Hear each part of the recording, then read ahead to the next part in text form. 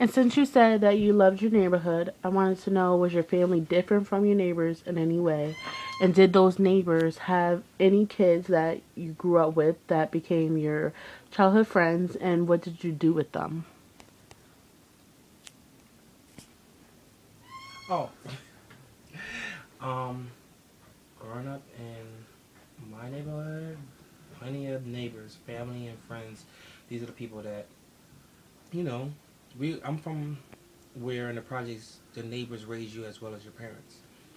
Um, remember, Miss Mary and Miss I forgot her name, Anita, who was raised with two boys of her own. Miss Mary had was a white lady that we grew up in the projects. Um, with a son, Jason, and an older brother. I can't recall his name, but he used to hang with my older brothers. We used to hang with Jason. We used to hang with another white family that moved in as well, and his name was the son of I think her name was Miss Mary as well too. Where her son name was Eddie. Used to hang out with Eddie, go to school with Eddie, elementary school, middle school. Um, Now, when you say hang out, what do you mean by hang out? play. Smoke, drink, No, mall, this is movies. How old, like, what age are you talking about right now? this was from 9 all the way up to 16. Okay, and are you. This was this was everything that hanging out was supposed to mean. Before hanging out became like say a bad word. Um, no, this is a childhood, Innocent problem child free. play. Yeah, yeah, problem free. These are the things that we used to do, like go to each other's house to watch cartoons. Hanging out real late, go to the playground, swings, kickball, baseball, softball, um, walking to the neighborhood store, purchasing candy, coming back and sitting on each other's porch, eating the candy, doing homework together. If their mother was not home, we would go to our neighbor's house because, like I said, in the projects, it was not bad for me. It was just everybody raised the next person's child. You were used to it and you thought of it as clean cut fun. It was clean cut fun. I mean, no, there was no bad things for me growing up. I maybe a blind eye to everything, but my mom raised us to look on the very good things in life, and like not everything bad happened in the projects. For me, it was very good. My friends were good, clean cut friends where we went to school together, we hung out together, we asked what each other was going to be doing, we called each other. Um, I would like to know about your school background. Like, how far away was your school? Describe the school you went to. Like, were your classmates from the same background as you were? Were boys and girls treated alike? And what subject did you like or dislike? Completed school from elementary school all the way up to high school.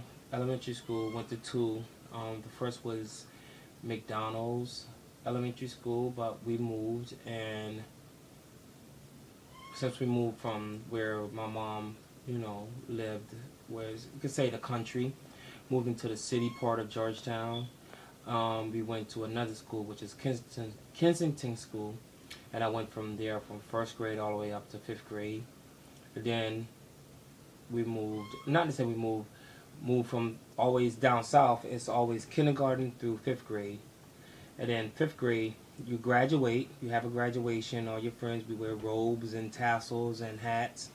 Moms and dads bring cameras and posters and balloons, and we go to middle school.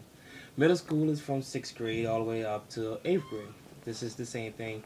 Down south, there was where I was. It was how would I say? One middle school. It was like everybody that was being from the Catholic schools, because we also had Catholic schools in Georgetown, as well as the public schools. Um, Catholic schools was the same thing, kindergarten to fifth grade. After you graduate from there, you move on to middle school, which is a public school.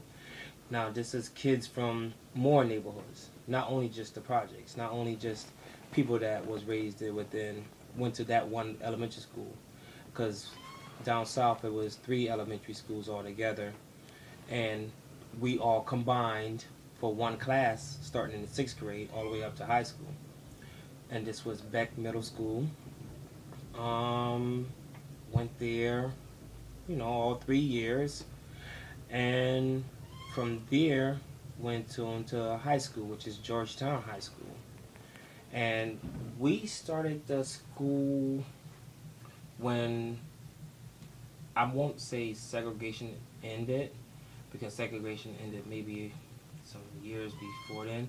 Not to say segregated, but there was two high schools other than um, there was two high schools in my town, which is one was Winyard High School and Howard High School. Howard High School was AKA the black high school. Winyard was AKA the white high school. And from the white high school compared to the black, how were the boys and girls dressed? Like, were the white All schools this, more preppy, um, black school more well, I didn't. hipster? Well, for me, I didn't go to those high schools. By the time I reached Georgetown High School, there was no more of those two high schools. I was only heard about those high schools from my older sisters and brothers. So by the time I reached high school, everybody was one class, combined, black, white, um, Hispanic, Chinese, all kids from different races and background. No matter if you were more on the poorer side, such as the projects or the country, or on the richer side, which is the suburbs, and parents that were doing well, like working at the paper mill and the steel mill. We all, went to one high school. We all grew up one class, one family, one friends. Like, I don't know how to explain it. Well, it was just all of us all together, and this was from 6th grade all the way up to 12th grade. Not unless you moved out of town, then that's when you went to a different school. And within this school, what subject did you like? And please don't say lunch. Who doesn't like lunch, especially free lunch? For me, it was lunch. No, no. For me, I enjoyed English. I loved English. I loved everything from English, writing, reading. Learned about Edgar Allan Poe, Shakespeare. Um, Different how to write short stories. Live out wherever your life wasn't giving you. Live out your life. Excuse me. In these short stories. Adventure. This was everything that I learned from my teachers, from Mr. Holloway all the way in middle school, all the way up to Mrs. Oh gosh, I forgot her last name. Mrs. Derby in high school. And these were my subjects. I was never the best person at math. I understood it enough to get through high school, but when it came to science, I enjoyed it. Also took biology, but above all, I think because for me it was such more dynamics in reading and the stories and the things that can come out of the stories, your own story that you can put on paper and live out. I always enjoyed English and reading. And from going to school, did you take it along, like the education you were taught? Did you take it along? Because I know that you moved up north, which is Connecticut, Mhm. from Georgetown, South Mhm. Carolina. Um, like how and when did you get your first job? Like from English, did you feel a need to go and major in English when you went off to college? No. For me, I was supposed to go to college in South Carolina. Um, Actually, I'll start over from there. 11th grade, came up here to Connecticut to visit my sister because she was married to a guy here in Connecticut. Family and friends was everybody important. Um, One of my closest sisters, Dorothy, married a guy named Barney. We came up here. Not that we came up. They came up here. Came up here to visit one of the summer. I wanted to stay. My mom said I couldn't stay, so I had to go back to South Carolina to finish my education. Um, so moving up from South Carolina to up to here, I never really found an interest. I mean, I found an interest in going to college. It was just so difficult of trying to find a college because I wasn't the best student, So I didn't have the best GPA. I took the ACTs, I passed. I could have gone. I just decided not to go. So moving up here in South Carolina, I mean, not moving up here in South, I'm sorry.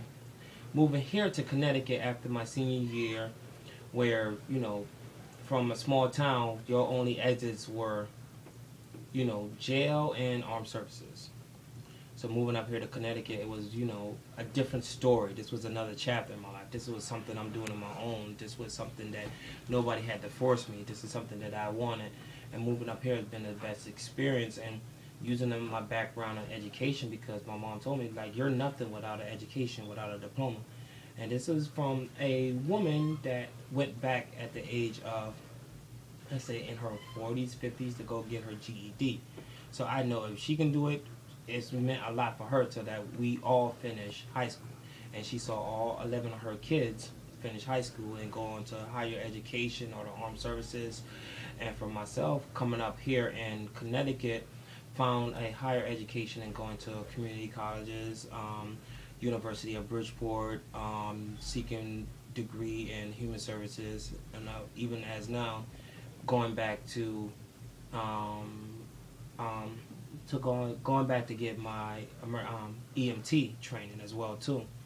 And from my high school days, elementary days, I learned that an articulate black man can go further than those that are not articulate.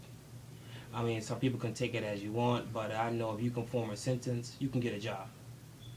And that's the way I was raised. That's the way I take life. This is way, not to say nothing wrong with non-articulate people or the way you talk, but the way you present yourself. Like my first statement, and when we started, your first impression is your best impression. And I know for me, I always look forward to reading and writing and putting everything that I learned in life and through these phenomenal teachers to put my best foot forward. Like I said, these are the stories that fold me, and not to say fold me, but mold me into who I am and pursuing further outside of your box. And with the mentality that you had, I'm pretty sure that you took your educated ways with you to Connecticut Mm-hmm. because your mother taught you well. Um, but how and when did you get your first job, and what did that work involve? My first job was, what was my first job? Security guard. Where? Elderly housing in Bridgeport, Connecticut. It was a job that was newly formed. 2 days out of the week, it did not pay nothing. I just knew this was my job because all through high school and middle school, I could not have work. So this was my opportunity when I first break free. Not to say break free, but I went on my own and I found my job. I know that, money pays the bills. So I had to make money. And this was my way of doing it. 2 days a week, I went from there. And, with the security job, like, you wanted to know, like, the background and education and stuff like that. We had to write out our reports. We had to write out every 15 minutes of doing around and walking around. And I know even with security, the way that you can articulate yourself, you can diffuse a situation before putting your hands on somebody. What was your best job you ever had, and My the worst? my best job I ever had, seriously, was uh,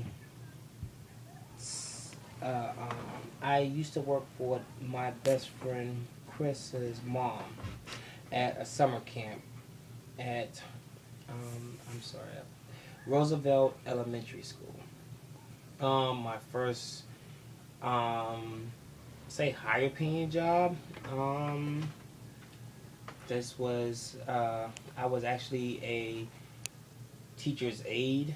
I was getting paid to teach a class and bring in books and have the kids doing work and math problems and coloring. I did kindergarten, from kindergartners going into first grade. So, and what I liked about it, I loved about it, it was not only, it was for, let me see, I think it was July, the whole month of July and the first week in August. And what I loved about it was not only, kindergartners going into first grade, but this was also, I was moved around because I was good. Um, Moved around into doing fourth grade in PE, and you know I say it was fun because we went on trips. It was actually you're grown and you got people underneath you that doing what you said and things like that. My worst job, I can say by now I've had bad experiences at jobs, such as the job that I do, which is working in human service field and working for Marrakesh Inc., Ableist Inc., RHD. These are working with people with physical and mental disabilities. I could say because I always picked what I want to do and love to do. I have bad experiences, but never a bad job. Like you never had a bad feeling towards a job. Like you've always learned and grown. Yeah, I take on a job as a new experience as saying I'm gonna get paid for something I love doing. I will never take a job just because the money is good. I mean, we all take a job and say, the money could be better because cost of living is going up, or I want this, I want that, I want a job to pay me $1 million my first day to quit. But for me, it was always I knew human service field. No matter what you do, you get more stress than you get fulfillment out of. But if you went on there with your heart instead of your head, you will get more fulfillment than you get stress out of it. So I've never had a bad per se job. I just had bad experiences, such as with those with mental um, how do I say it to be politically correct? Um, Mental disturbances. Those adults with those kind of disabilities. There were behaviors, and I had to use my physical strength to put them down. Um, those were experiences like how would I say? Another bad experience, working in that field was a client going to Kmart and sitting down in the middle of Kmart didn't want to get up, so I had to ask the staff that I was with to go get the van, pull it up to the side. The manager came up to us, asked us, "Do you want to call the police?" We'll be like, "Help." I actually had to say, "No, I don't want your help at this time because we have to do it ourselves." We showed them our badge and showed them that we were, part of the state, and that this is something that you can't deny them community experience. But with community experience, you may run into those problems because they are adults with mental disabilities. So it's not going to go always rainbows and ice creams and cookies. You're going to have those bad experiences because these adults want to be that center of attention, and this is the way they get that center of attention. Would you have chosen a different career? Um, Looking back at like your past experiences, would you have chosen something different? I would have chosen to be more, how would I want to be? More attentive in school.